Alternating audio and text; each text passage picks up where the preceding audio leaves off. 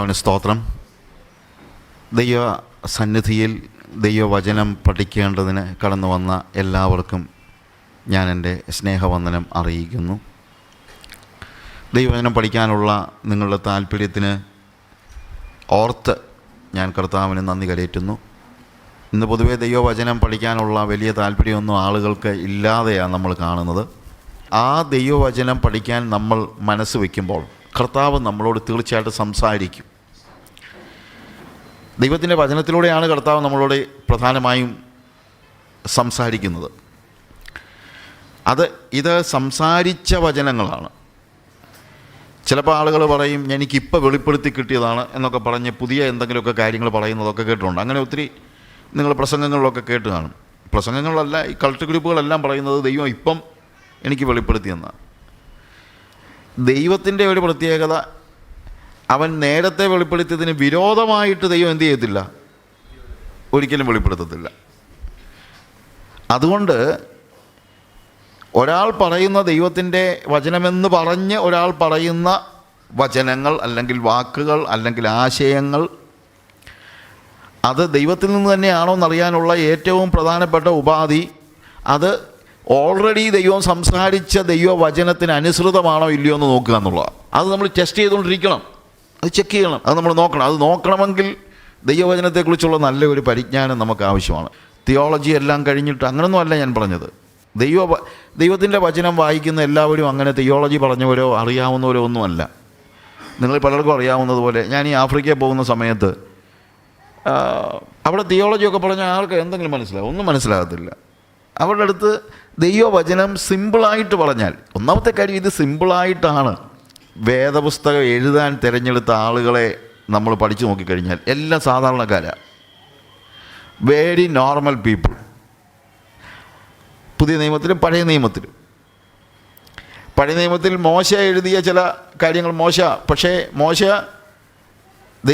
ദൈവവചനം എഴുതുമ്പോൾ അല്ലെങ്കിൽ അവൻ ഒരു വാഗ്വൈഭവം ഉള്ളവനോ ഒന്നും അല്ലാതായതിനു ശേഷമാണ്. നേരത്തെ വാക്കിലും പ്രവൃത്തിയിലുമൊക്കെ അസാമാന്യമായ ജ്ഞാനം ഉണ്ടായിരുന്ന ആളാണെങ്കിലും മിസ്രൈമിലെ സകല ജ്ഞാനവും അഭ്യസിച്ചെങ്കിലും മിസ്രൈമിലെ സകല ജ്ഞാനവും വിട്ടുകളഞ്ഞതിന് ശേഷമാണ് ദൈവം അവനോട് സംസാരിക്കുന്നത്. പിന്നീട് ഇങ്ങോട്ടുള്ള എഴുത്തുകാരെ പ്രവാചകന്മാരെയോ ഒക്കെ എടുത്ത് നോക്കിക്കഴിഞ്ഞാൽ ഇവരാരും ഫിലോസഫേഴ്സ് ഒന്നും അല്ലായിരുന്നു. പുതിയ നിയമത്തിലും അത് തന്നെ. മത്തായി, മർക്കോസ്, ലൂക്കോസാണ് ഒരു പ്രൊഫഷനെങ്കിലും കയ്യിലുണ്ടായിരുന്ന ആൾ. പിന്നുള്ളത് പൗലോസാണ്. ക്രൂശിക്കപ്പെട്ടവനായ യേശുവിനെ അല്ലാതെ ഒന്നും അറിയാത്തവനായി ഞാൻ നിങ്ങളുടെ അടുക്കലിരുന്നു. അതിൻ്റെ അർത്ഥം എന്താ? ഈ എഴുതിയ എല്ലാവരും സിമ്പിൾ ആൾക്കാരാണ്. അവരാരും അവരുടെ നോളജോ മറ്റുള്ള കാര്യങ്ങളോ ഒന്നും ഇതിനകത്ത് ഉൾക്കൊള്ളിച്ചിട്ടില്ല. അത് എഴുതിയിരിക്കുന്നത് വളരെ സിമ്പിളായിട്ടാണ് താനും, സിമ്പിളായിട്ടാണ്. അതൊക്കെ നമുക്ക് മനസ്സിലാക്കാൻ വേണ്ടി ഞാൻ ചിലപ്പോൾ ആലോചിച്ചിട്ടുണ്ട്, അരിസ്റ്റോട്ടിലോ പ്ലേറ്റോയോ വല്ലോ ആണ് ഈ വേദപുസ്തകം എഴുതിയായിരുന്നെങ്കിൽ എന്തോ ആയിരിക്കും നമ്മുടെ ഗതിയെന്ന് നമുക്കൊന്നും മനസ്സിലായി. ഞാൻ ഈ കോളേജിൽ പഠിക്കുമ്പോൾ ഈ പ്ലേറ്റോയുടെ ബുക്കുകളൊക്കെ വായിക്കാൻ നോക്കിയിട്ട് എൻ്റെ ദൈവമേ, ഒരു പേജ് നീങ്ങണമെങ്കിൽ എത്ര മണിക്കൂർ എടുക്കും, ഇതൊന്നും മനസ്സിലാക്കണ്ടായോ? പക്ഷേ കർത്താവിന് സ്തോത്രം, പ്ലേറ്റോയും അരിസ്റ്റോട്ടിലും ഒന്നും അല്ല വേദപുസ്തകം എഴുതിയത്, സാധാരണക്കാരാ. എന്നാന്ന് ചോദിച്ചു കഴിഞ്ഞാൽ ദൈവത്തിനറിയായിരുന്നു വായിക്കുന്നവരും എന്നെപ്പോലെ സാധാരണക്കാരായിരിക്കുമെന്ന്.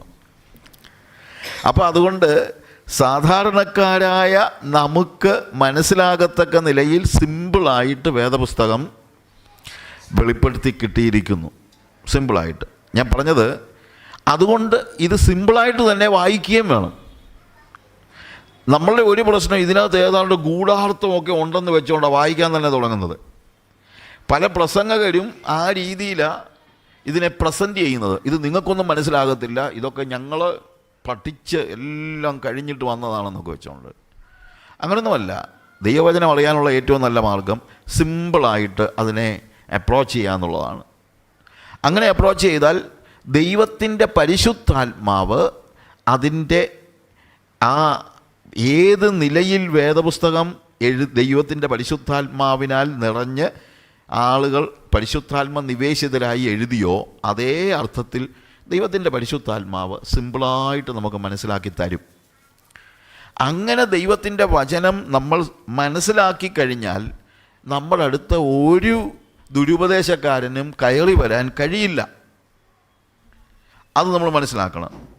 ആവശ്യമില്ലാത്ത ഉപദേശങ്ങളും ആവശ്യമില്ലാത്ത വ്യാഖ്യാനങ്ങളും ഒക്കെ കയറി വരുന്നതിൻ്റെ കാരണം എന്താണെന്ന് ചോദിച്ചു കഴിഞ്ഞാൽ, ശരിയായി വേദപുസ്തകം അറിയാൻ വയ്യാത്ത ഒരു സമൂഹമായി ഇന്നത്തെ സഭ പോലും മാറിപ്പോയി എന്നുള്ളതാണ്. അതുകൊണ്ടാണ് ഞാൻ പറഞ്ഞത്, നമുക്ക് ആഗ്രഹത്തോടുകൂടെ ഇന്ന് ദൈവത്തിൻ്റെ വചനം പഠിക്കാൻ സിമ്പിളായിട്ട് ദൈവത്തിൻ്റെ സന്നിധിയിലേക്ക് വന്നിരിക്കുന്ന നിങ്ങളെ ഓർത്ത് ഞാൻ കർത്താവിന് സ്തോത്രം ചെയ്യുന്നു.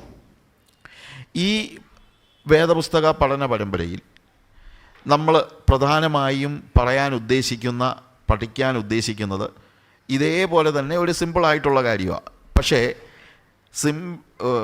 ലളിതമല്ലെന്ന് നമുക്ക് തോന്നുന്ന ഒരു പുസ്തകത്തിലെ ഭാഗങ്ങളായത്. അത് വെളിപ്പാട് പുസ്തകമാണ്. വെളിപ്പാട് പുസ്തകം എന്ന് പറയുമ്പോഴേ ആൾക്കാർക്ക് ഏതാണ്ട് ഒരു പേടിയോ ഇതൊക്കെ എന്തോ അതൊന്നും നമുക്ക് മനസ്സിലാകത്തൊന്നും ഇല്ല. പിന്നെ എന്താണെന്ന് അറിയാൻ വയ്യാത്തതെല്ലാം അർത്ഥം ഉണ്ടാക്കി പറയുന്ന ഒത്തിരി പ്രസംഗങ്ങളും നമ്മൾ കേട്ടിട്ടുണ്ട്. ഇതങ്ങനെയാണ്, അതിങ്ങനെയാണ്, അത് അങ്ങനെയാണ് എന്നൊക്കെ പറഞ്ഞുകൊണ്ടൊക്കെ നമ്മൾ ഒത്തിരി കേട്ടിട്ടുണ്ട്. അത് നമുക്ക് മനസ്സിലാകത്തുമില്ല. അതൊന്നുമില്ല. വളരെ സിമ്പിളായിട്ട് ഈ ഭാഗങ്ങളെ നമുക്ക് മനസ്സിലാക്കാൻ, ഇത് സന്ദേശം ഉൾക്കൊള്ളാനായിട്ട് നമുക്ക് കഴിയും.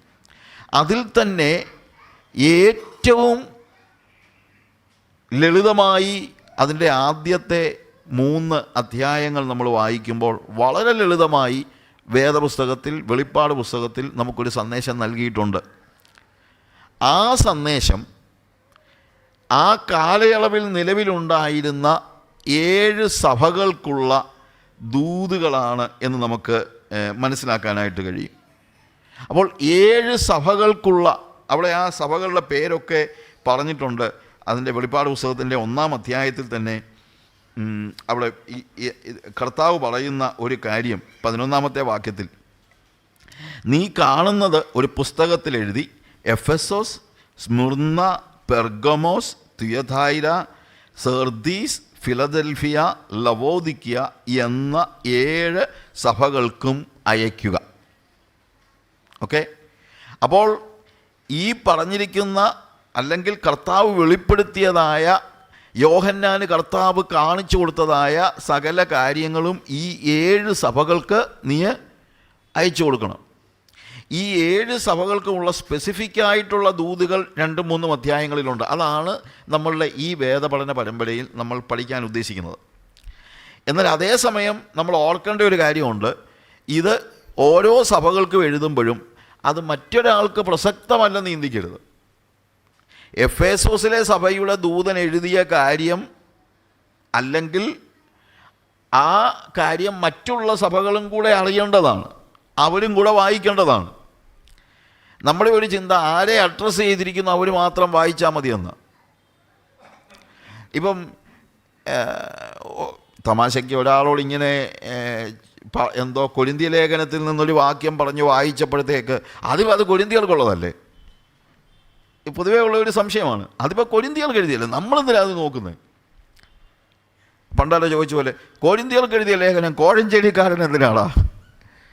അപ്പോൾ കൊരിന്ത്യർക്ക് എഴുതിയ ലേഖനം കോഴഞ്ചേരിക്കാരൻ ആവശ്യമില്ലെന്ന് ചിന്തിക്കുന്നത് പോലെ, അങ്ങനെ ഒരു ചിന്ത പലപ്പോഴും ആളുകൾ പറഞ്ഞിട്ടുണ്ട്. അത് കൊരിന്ത്യർക്ക് എഴുതിയതാണ്, അത് കൊരിന്ത്യരിലെ ഇതാണ്. കൊരിന്ത്യർക്കല്ല, അത് നമുക്കെല്ലാവർക്കും ഉള്ളതാണ്. ഇത് നമുക്കും കൂടെ ഉള്ള ദൂതാണ് എന്ന് നമ്മൾ മനസ്സിലാക്കണം. ഇത് ഓരോന്നും അതാത് സഭകൾക്ക് മാത്രമുള്ള ദൂതല്ല. ഈ വെളിപ്പാട് പുസ്തകം എല്ലാ സഭകൾക്കും ഉള്ള ദൂതാണ്. അത് എല്ലാ കാലഘട്ടത്തിലുമുള്ള സഭകൾക്കുള്ള ദൂതാണ്. വെളിപ്പാട് പുസ്തകം 1-ാം നൂറ്റാണ്ടിൽ മാത്രമുള്ളവർക്കുള്ള ദൂതല്ല. വെളിപ്പാട് പുസ്തകം എല്ലാവർക്കും, ഇന്ന് 21-ാം നൂറ്റാണ്ടിൽ വന്നിരിക്കുന്ന നമുക്കും ഉള്ള ദൂതാണ് എന്ന് നമ്മൾ മനസ്സിലാക്കിയാലേ പറ്റിയിരിക്കുന്നു. ദൈവം ഇത് എനിക്ക് നൽകിയിരിക്കുന്നു. ബാക്കിയുള്ളത് നമ്മൾ, അതായത് ഓരോ പശ്ചാത്തലത്തിൽ, ഇപ്പോൾ കൊരിന്ത്യയിലുള്ള പശ്ചാത്തലം വെച്ച് പൗലോസ് ചില കാര്യങ്ങൾ പറയുന്നുണ്ട് എന്നുള്ളത് ശരിയാണ്. അങ്ങനെ പശ്ചാത്തലം വെച്ച് പറഞ്ഞിരിക്കുന്നത് ആ അർത്ഥത്തിൽ മനസ്സിലാക്കി ആ ഒരു പശ്ചാത്തലം നമുക്ക് വരുമ്പോൾ നമുക്കും അത് പ്രസക്തമാണ്. ഇപ്പോൾ കൊരിന്ത്യ സഭയിൽ അപ്പൻ്റെ ഭാര്യയെ വെച്ചുകൊണ്ടിരിക്കുന്ന ഒരുത്തനുണ്ട് പോൽ. അപ്പോൾ അത് കൊരിന്ത്യയിലെ മാത്രം കാര്യമല്ല, അത് ചിലപ്പം നമ്മുടെ ചുറ്റുപാടുമുള്ള സഭകളിലും കണ്ടെന്നിരിക്കും. അപ്പോൾ അത് 20 നൂറ്റാണ്ടുകൾക്ക് മുമ്പുള്ള ഒരു സംഭവം മാത്രമല്ല, 21-ാം നൂറ്റാണ്ടിലും അത് പ്രധാനമാണ് എന്നതുപോലെ എല്ലാ സഭകൾക്കും അങ്ങോട്ടും ഇങ്ങോട്ടും. ഇപ്പം നമ്മൾ കൊലോസ്യ ലേഖനം അതിൻ്റെ 4-ാമത്തെ അധ്യായം, കൊലോസിയർ അതിൻ്റെ 4-ാമത്തെ അധ്യായത്തിൽ ഏറ്റവും ഒടുവിൽ 16-ാമത്തെ വാക്യം വായിക്കുമ്പോൾ അവിടെ പൗലോസ് പറയുന്നത് എന്താണെന്ന് ചോദിച്ചാൽ, നിങ്ങളുടെ ഇടയിൽ ഈ ലേഖനം വായിച്ചു തീർന്ന ശേഷം ലവോദിക്ക സഭയിൽ കൂടെ വായിപ്പിക്കുകയും ലവോദിക്കയിൽ നിന്നുള്ളത് നിങ്ങളും വായിക്കുകയും ചെയ്യുവിൻ. നോക്കുക, നിങ്ങളുടെ ഇടയിൽ ഈ ലേഖനം വായിച്ചു തീർന്ന ശേഷം ലവോദിക്ക സഭയിൽ കൂടെ വായിപ്പാനും ലവോദിക്കയിൽ നിന്നുള്ളത് നിങ്ങളും വായിക്കുകയും ചെയ്യുവിൻ. അപ്പോൾ എന്താണ്? അങ്ങോട്ടും ഇങ്ങോട്ടും, അതായത് ഈ കൊലോസിയ സഭയ്ക്ക് എഴുതിയ ദൂത് ആർക്കും കൂടെ ഉള്ളതാണ്, ലവോദിക്ക സഭയ്ക്കും കൂടെ ഉള്ളതാണ്. അങ്ങനെയെങ്കിൽ ആ ദൂത് ആർക്കും കൂടെ ഉണ്ട്, നമുക്കെല്ലാവർക്കും ഉള്ള ദൂതാണ്. തിരുവചനം ഏതെങ്കിലും ഒരു വ്യക്തികൾക്കോ ഒരു സഭയ്ക്കോ മാത്രമായി നൽകുന്നതല്ല, അത് നമുക്കെല്ലാവർക്കും കൂടെയുള്ള ദൂതാണ്. അത് സഭയിലെ മൂപ്പന്മാർക്ക് മാത്രമല്ല താനും. ഇപ്പോൾ തെസ്സലോനിക്ക ലേഖനം എഴുതുമ്പോൾ 1 തെസ്സലോനിക്കർ അതിൻ്റെ 5-ാമത്തെ അധ്യായത്തിൽ 27-ാമത്തെ വാക്യം നമ്മൾ വായിക്കുമ്പോൾ അവിടെ എഴുതിയിരിക്കുന്നത്, കർത്താവാണ് സഹോദരന്മാരെ ഒക്കെയും ഈ ലേഖനം വായിച്ചു കേൾപ്പിക്കണം. നമ്മുടെ കർത്താവായ യേശുക്രിസ്തുവിന്റെ കൃപ നിങ്ങളോടുകൂടെ ഇരിക്കുമാറാകട്ടെ. കർത്താവാണ് സഹോദരന്മാരെ ഒക്കെയും ഈ ലേഖനം വായിച്ചു കേൾപ്പിക്കണം. അതിൻ്റെ അർത്ഥം എന്താ? സഭയിലുള്ള എല്ലാവരും വായിക്കണമെന്നാണ്, അല്ലാതെ ചിലർക്ക് മാത്രമുള്ളതല്ല. ഇത് ബൈബിൾ കോളേജിൽ പഠിക്കുന്നവർക്കോ വേണ്ടി മാത്രമുള്ളതല്ല. ഇത് സഭയിലുള്ള എല്ലാവർക്കും. ഇന്നത്തെ ഒരു വലിയ പ്രശ്നം എന്നാന്ന് ചോദിച്ചു കഴിഞ്ഞാൽ, നമ്മളുടെ എംഫസിസ് പലപ്പോഴും എന്നാന്ന് ചോദിച്ചു കഴിഞ്ഞാൽ ഒരു സൺഡേ വർഷിപ്പാണ്, അല്ലാതെ വേറെ കാര്യങ്ങളൊന്നും നമ്മൾ അത്രയും പ്രാധാന്യമുള്ളതായിട്ട് എടുക്കുന്നില്ല. ഞായറാഴ്ച വന്നൊന്ന് ആരാധിച്ചേച്ച് പോവുക, നമ്മൾ പറയും നമ്മൾ വിശ്വാസികളാണ്, നമ്മൾ ബോൺ അഗെയിനാണ്, മറ്റേയാണ് മറിച്ചാണെന്നൊക്കെ പറയുന്നു. പക്ഷേ ഈ ഞായറാഴ്ച വരുമ്പോൾ, അല്ലെങ്കിൽ ഞായറാഴ്ച മാത്രമായിട്ടുള്ള ആരാധനയല്ല, വേദോത്സവത്തിൽ അങ്ങനെ ഒരു കാര്യമില്ല.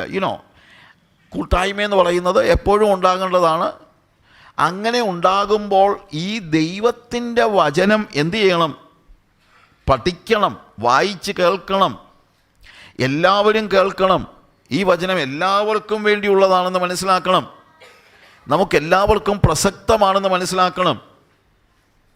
അതാണ് ഇവിടെ നമ്മൾ മനസ്സിലാക്കിയത്.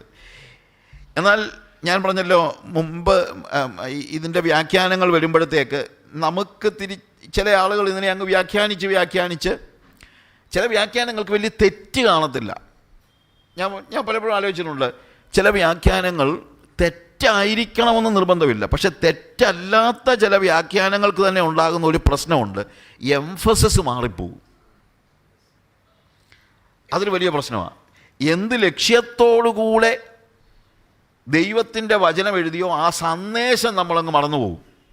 ആ സന്ദേശം പല കാലഘട്ടത്തിൽ, ഇപ്പോൾ ഒരു ഉദാഹരണം പറഞ്ഞു കഴിഞ്ഞാൽ, നമ്മുടെ ഇടയിൽ ക്ലാരൻസ് ലാർക്കിൻ മുതലുള്ള ഇങ്ങോട്ടുള്ള സകല ഉപദേഷ്ടാക്കന്മാരും ഈ സഭാ കാലയളവുകളെ ചരിത്രവുമായിട്ട് ബന്ധപ്പെടുത്തി എഫെസോസ് കാലഘട്ടം, ഓരോ കാലഘട്ടമായിട്ട് ഞാൻ പറഞ്ഞത്, എന്നിട്ട് അടുത്ത കാലഘട്ടം, അങ്ങനെ ഓരോ കാലഘട്ടത്തെക്കുറിച്ച് പറഞ്ഞ് അപ്പോൾ ഇന്ന വർഷം മുതൽ ഇന്ന വർഷം വരെ ഇന്ന കാലഘട്ടം എന്ന് പറയുന്ന ഒരു കാര്യം, ഇന്ന കാലഘട്ടം മുതൽ. അപ്പോൾ നമ്മൾ വായിക്കുമ്പോഴത്തേക്ക് എഫേസോസിൻ്റെ കാലഘട്ടം 1-ാം നൂറ്റാണ്ട് തൊട്ട് ഉള്ള കാലഘട്ടം, സ്മിർന എന്ന് പറയുന്നത് എഫേസോസ് കാലഘട്ടം കഴിഞ്ഞിട്ടുള്ളവരുടെ കാലഘട്ടം, അത് കഴിഞ്ഞിട്ട് പെർഗമോസ് കാലഘട്ടം എന്നൊക്കെ പറഞ്ഞ് വ്യാഖ്യാനിക്കുന്ന നമ്മൾ ചെറിയ പുള്ളികളൊന്നുമല്ല, വലിയ ആൾക്കാരൊക്കെ ഉണ്ട്. അതുകൊണ്ട് ഞാൻ പറഞ്ഞത് ഇത് തെറ്റാണോ ശരിയാണോ എന്നുള്ളതല്ല. പക്ഷേ ഇത് പറയുമ്പോഴത്തേക്ക് ഉണ്ടാകുന്ന പ്രശ്നം എന്ന് ചോദിച്ചു കഴിഞ്ഞാൽ, എഫേസോസിനും നമ്മളുമായിട്ട് യാതൊരു ബന്ധവുമില്ല. അത് നമ്മുടെ കാലഘട്ടമല്ലല്ലോ, അത് ആ കാലഘട്ടത്തിലേക്ക് എഴുതിയതാണ് എന്നുള്ള ഒരു ചിന്ത ഉണ്ടാകും. അങ്ങനെയല്ല, ഇത് എല്ലാ കാലഘട്ടത്തിലേക്കും ഉള്ളതാണ്. എന്നാൽ ചരിത്രത്തിൽ ചില സമയത്ത് ഇപ്പോൾ പീഡന കാലയളവ് എന്ന് ഉണ്ടായിട്ടുണ്ട്. അപ്പോൾ പീഡിപ്പിക്കപ്പെടുന്ന സഭയെക്കുറിച്ച് പറയുമ്പോഴത്തേക്ക് നമ്മൾ പറയും അത് ആ കാലഘട്ടം. അങ്ങനെയല്ല, പീഡനം എന്നും ഉണ്ട്. അതുപോലെ വിശ്വാസത്യാഗം എല്ലാ കാലഘട്ടത്തിലും ഉണ്ട്. ലവോദിക്ക സഭയിലെ അവസ്ഥ ഇപ്പം മാത്രമൊന്നുമല്ല, പണ്ടും ഉണ്ടായിരുന്നു. അപ്പോൾ എല്ലാ സഭകളിലും ഇത് ചരിത്രം പഠിക്കുന്നത് നല്ലതാണ്, ചരിത്രം പഠിക്കുന്നത് നല്ലതാണെങ്കിലും ഇതുകൊണ്ടാണ് ഞാൻ പറഞ്ഞത്, വ്യാഖ്യാനം നടക്കുമ്പോൾ എംഫസിസ് മാറിപ്പോയി കഴിഞ്ഞാൽ, ആ ശക്തീകരണം മാറിപ്പോയാൽ യഥാർത്ഥ സന്ദേശം ഗ്രഹിക്കാൻ നമുക്ക് പലപ്പോഴും കഴിയില്ല. യഥാർത്ഥ സന്ദേശം ഉൾക്കൊള്ളാൻ നമുക്ക് കഴിഞ്ഞില്ലെങ്കിലുള്ള പ്രശ്നം, നമുക്ക് മാനസാന്തരം ഉണ്ടാകത്തില്ല. ഇപ്പോൾ കാലഘട്ടങ്ങൾ വെച്ചുകൊണ്ട് ചരിത്രം പഠിക്കുകയാണെങ്കിൽ ഇതിനകത്തുള്ള ഒരു പ്രോബ്ലം, കർത്താവ് എല്ലാ സഭകളോടും പറയുന്നതിനകത്ത് 7 സഭകളിൽ 5 സഭകളോട് പറഞ്ഞു ആകയാൽ മാനസാന്തരപ്പെടുക. അപ്പോൾ ഓരോ പ്രത്യേകമായ സാഹചര്യം പറഞ്ഞിട്ടാണ് മാനസാന്തരപ്പെടാൻ പറഞ്ഞത്. ആ സാഹചര്യത്തിലുള്ള ആളുകൾ ഈ കാലഘട്ടത്തിലുമുണ്ട്, എല്ലാ കാലഘട്ടത്തിലും ഉണ്ട്. അപ്പോൾ ആ സന്ദേശം അതുകൊണ്ടാണ് ഞാൻ പറഞ്ഞത്, ചരിത്രം പഠിക്കാൻ ഇതൊക്കെ നല്ലതായിരിക്കും. പക്ഷേ സന്ദേശം മാറിപ്പോകുന്ന രീതിയിലുള്ള വ്യാഖ്യാനങ്ങൾ നമ്മൾ അക്സെപ്റ്റ് ചെയ്യാൻ പാടില്ല. സന്ദേശം മാറിപ്പോകുന്ന രീതിയിലുള്ള വ്യാഖ്യാനിക്കുന്നത് തെറ്റാണെന്ന് ചോദിച്ചു കഴിഞ്ഞാൽ തെറ്റല്ല, അല്ലായിരിക്കാം. ഇപ്പം ഞാൻ ഉദാഹരണം പറഞ്ഞു കഴിഞ്ഞാൽ, നല്ല ശമരിയാക്കാരൻ്റെ ഉപമ പഠിപ്പിക്കുകയാണെന്ന് വെച്ചു. നല്ല ശമരിയാക്കാരൻ്റെ ഉപമ പഠിപ്പിച്ച് നമ്മൾ ഉടനെ തന്നെ ഇതിനൊരു വ്യാഖ്യാനം കൊടുക്കുന്നു. ആരാണ് നല്ല ശമരിയാക്കാരൻ? നമ്മുടെ കർത്താവായ യേശുക്രിസ്തു. മുറിവേറ്റ് കിടന്നവനെ വിടുവിക്കുവാനായിട്ട് സ്വർഗത്തിൽ നിന്ന് ഭൂമിയിലേക്ക് ഇറങ്ങി വന്ന നമ്മുടെ കർത്താവായ യേശുക്രിസ്തുവാണ് നല്ല ശമരിയാക്കാരൻ. തെറ്റുണ്ടോ എന്ന് ചോദിച്ചു കഴിഞ്ഞാൽ തെറ്റൊന്നുമില്ല. പക്ഷേ വേറൊരു കാര്യമുണ്ട്, കർത്താവ് പറഞ്ഞു, ഈ ഉപമ പറഞ്ഞിട്ട് അവസാനം പറഞ്ഞു, നീയും പോയി അങ്ങനെ തന്നെ ചെയ്യും. അതങ്ങ് വിട്ടുകളയും. ഇവൻ നല്ല ശമരിയാക്കാരൻ യേശുക്രിസ്തുവാണെങ്കിൽ പിന്നെ എനിക്കൊന്നും ചെയ്യാനില്ലല്ലോ, യേശു ചെയ്തു കഴിഞ്ഞല്ലോ. അപ്പോൾ അതുകൊണ്ട് എനിക്കൊന്നും പ്രത്യേകിച്ച് ചെയ്യാനില്ല. പിന്നെ വേറൊരു കാര്യമുണ്ട്, എല്ലാവർക്കും സന്തോഷം അതാ, നമുക്ക് പ്രത്യേകിച്ചൊന്നും ചെയ്യണ്ടാത്ത ദൈവവചന വ്യാഖ്യാനം കേൾക്കാനാണ് നമുക്ക് പൊതുവേ ഉള്ള താല്പര്യം. എന്നാൽ ദൈവവചനം പഠിക്കുമ്പോൾ ഒരു കാര്യം നമ്മൾ മനസ്സിലാക്കണം, അത് നമ്മളുടെ ഗുണീകരണത്തിന്, നമ്മുടെ മാനസാന്തരത്തിന്, നമുക്ക് ആശ്വാസത്തിന്, അത് നമുക്ക് വ്യത്യാസം വരുത്തുന്നതായിരിക്കണം, ട്രാൻസ്ഫർമേഷൻ ഉണ്ടാക്കുന്നതായിരിക്കണം. നല്ല ശമരിയാക്കാരനെ കുറിച്ച് വ്യാഖ്യാനിച്ച് മറ്റൊരു രീതിയിലാക്കി കഴിഞ്ഞാൽ എന്തൊക്കെ വ്യാഖ്യാനങ്ങളാണ് നമ്മൾ പറയുന്നത്. സത്രം എന്താണ്? സഭ. അത് കഴിഞ്ഞിട്ട് 2 കാശ് കൊടുത്തു എന്തൊക്കെയാണ്? പഴയ നിയമവും പുതിയ നിയമവും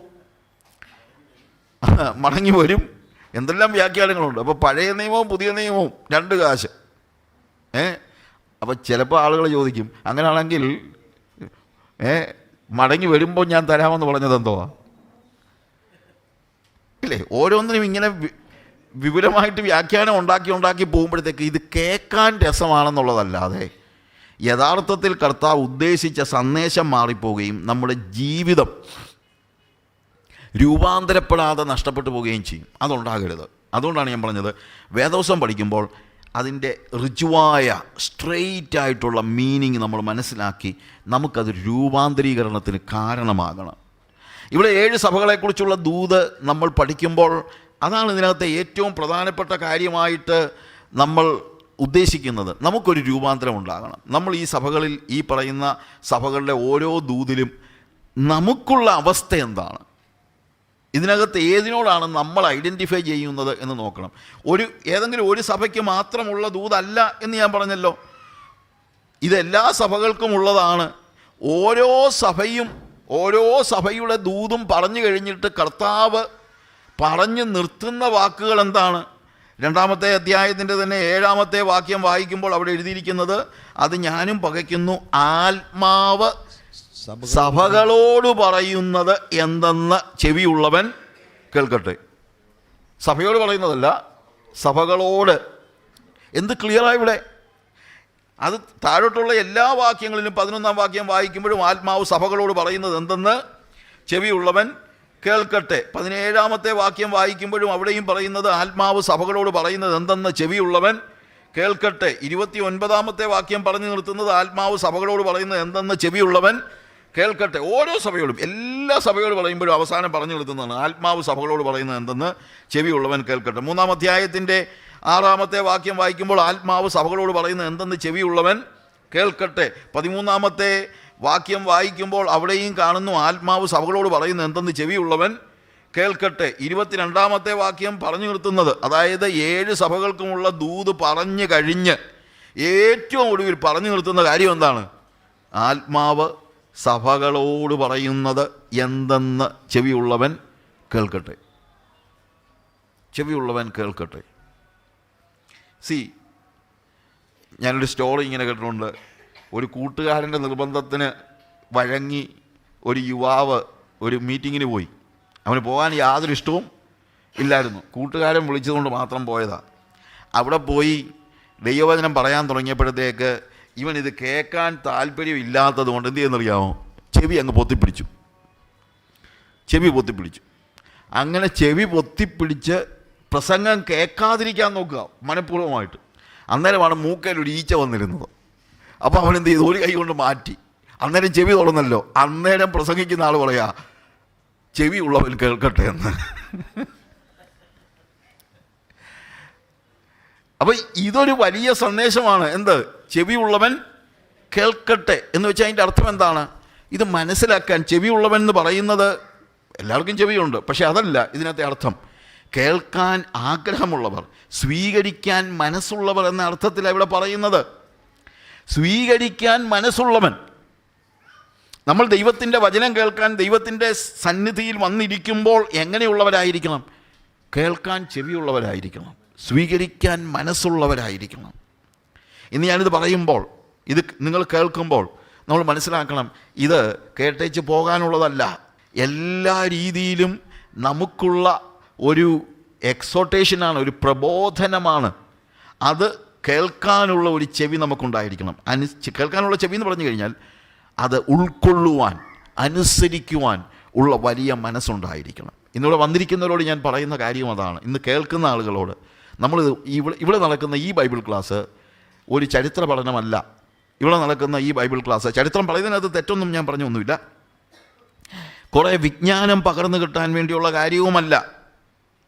ഇവിടെ പറയുന്ന ഈ ബൈബിൾ ക്ലാസ് എന്തിനാണെന്ന് ചോദിച്ചു കഴിഞ്ഞാൽ, കേൾക്കാൻ ചെവിയുള്ള ആളുകൾ, സ്വീകരിക്കാൻ മനസ്സുള്ള ആളുകൾ, അവർക്ക് വേണ്ടിയാണ് കർത്താവ് സംസാരിക്കുന്നത്. നമ്മൾ കേൾക്കണം. കേൾക്കുക മാത്രമല്ല, അത് അനുസരിക്കണം. നമ്മുടെ ജീവിതത്തിനൊരു രൂപാന്തരം വളരെ അത്യാവശ്യമാണ്. അതാണ് വാസ്തവത്തിൽ ഇവിടെ സംഭവിക്കേണ്ടത്. 7 സഭകൾ, 1-ാം അധ്യായത്തിൽ തന്നെ അവരുടെ പേരുകളെല്ലാം പറയുന്നുണ്ട്. പിന്നെ 2-3 അധ്യായങ്ങളിലായിട്ടാണ് ഓരോ സഭയ്ക്കുമുള്ള സ്പെസിഫിക് ദൂതുകൾ നമ്മൾ പറഞ്ഞു കൊടുക്കുന്നത്. 7 സഭകൾ. ഞാൻ പറഞ്ഞല്ലോ, എല്ലാ കാലയളവിലുമുള്ള ഏത് സഭകൾ എടുത്താലും ഇതിലെന്തെങ്കിലും, എല്ലാ സഭയ്ക്കും ഇതിനകത്ത് ഏതെങ്കിലും ഒരു ദൂത് വളരെ പ്രസക്തമായിരിക്കും. എല്ലാ സഭയ്ക്കും. ഈ പറയുന്ന 7 സഭകൾക്കുള്ള ദൂതുകൾ നമ്മളൊന്ന് എഴുതിയെടുത്താൽ, അതൊന്ന് നോക്കിയാൽ, ഇത് കേൾക്കുന്ന എല്ലാ സഭകൾക്കും മാത്രമല്ല, ഏതാണ്ട് എല്ലാ വ്യക്തികൾക്കും തന്നെ എന്തായിരിക്കും, അവർക്കുള്ള ഒരു ദൂത് ഇതിനകത്തുണ്ട്. കർത്താവ് ഈ 7 സഭകൾക്ക് നൽകിയ ദൂത് ശരിയായി പഠിച്ചു കഴിഞ്ഞാൽ, വേദപുസ്തകത്തിൻ്റെ ചില ഭാഗങ്ങൾ ശരിയായി പഠിച്ചു കഴിഞ്ഞാൽ പിന്നെ നമുക്ക് നമ്മൾ ഉദ്ദേശിക്കുന്നത് പോലെ ജീവിക്കാനൊന്നും പറ്റുകയില്ല. നമുക്ക് ഭയങ്കര വ്യത്യാസം ഉണ്ടാകും, മാനസാന്തരം ഉണ്ടാകും. ഈ വേദഭാഗം ഒരു വ്യക്തി ആത്മാർത്ഥതയോടെ പഠിച്ചാൽ അവന് ഇന്ന് ജീവിക്കുന്നത് പോലെ നാളെ ജീവിക്കാൻ കഴിയില്ല. അവന് വലിയ വ്യതിയാനം ഉണ്ടാകും.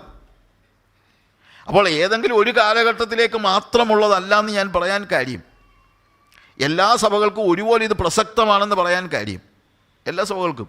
ഇപ്പം ഈ അന്തിക്രിസ്തുവിനെക്കുറിച്ച് ഉള്ള ഒത്തിരി പ്രവചനങ്ങളെക്കുറിച്ച് നമുക്കറിയാം. ഒത്തിരി പേര് വെളിപ്പാട് പുസ്തകം എന്ന് പറഞ്ഞാൽ ഉടനെ തന്നെ നമ്മുടെ മനസ്സിൽ വെളിപ്പാട് പുസ്തകത്തിൽ നിന്ന് എന്താണ് നിങ്ങൾക്ക് അറിയേണ്ടത് ചോദിച്ചു കഴിഞ്ഞാൽ, എന്താ സാറേ ഈ 666 എന്നായിരിക്കും സാധാരണ രീതിയിലുള്ള ചോദ്യം. പിന്നെ അറിയേണ്ടത് ഈ അന്തിക്രിസ്തു ആരായിരിക്കും?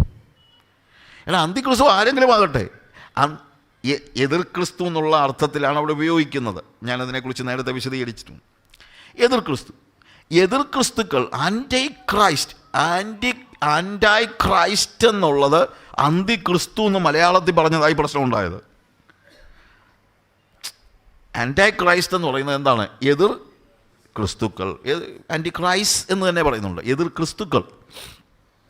എന്നാൽ അങ്ങനെയുള്ള എതിർ ക്രിസ്തുക്കൾ ഏത് കാലഘട്ടത്തിലാണ്? ഏറ്റവും അന്തിമമായി വരുന്ന ഒരു വ്യക്തി മാത്രമല്ല, എല്ലാ കാലയളവിലും ആരുണ്ട്? ഈ ആൻറ്റി ക്രൈസ്റ്റിൻ്റെ ഒരു ആത്മാവ് എല്ലാ കാലങ്ങളിലും വ്യാപരിക്കുന്നുണ്ട്.